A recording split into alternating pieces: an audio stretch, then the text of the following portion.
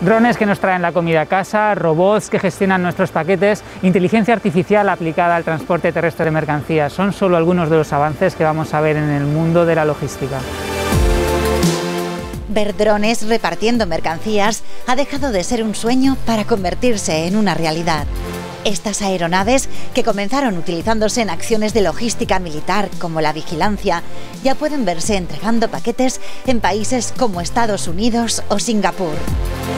Siempre están basados en equipos que tienen un nivel de autonomía de 15 a 20 kilómetros, con carga de paquetes que puede oscilar de 1 a 2 kilos y que son capaces, por lo tanto, de alcanzar su destino de una manera óptima, rápida y absolutamente fiable. Estos mecanismos incluso se están intentando ligar a otro tipo de procesos tecnológicos, como el blockchain o como es la gestión de equipos, por ejemplo, eléctricos relacionados, con lo cual podemos augurar un futuro muy interesante. En el año 2050 se prevé que alrededor de un 80% de los habitantes del planeta estén viviendo en ciudades o megaciudades.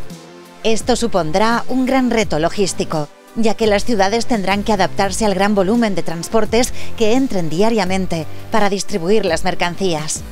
La digitalización de estos procesos es una de las principales soluciones que ya se están estudiando.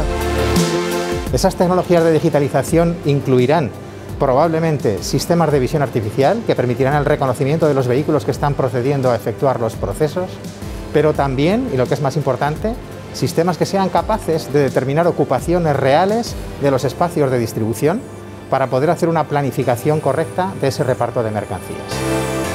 Sea por aire o por tierra, en España todavía faltan aspectos regulatorios en logística de última milla que nos permitan gestionar en tiempo real los procesos de distribución o ver drones sobrevolando las ciudades en un futuro cercano.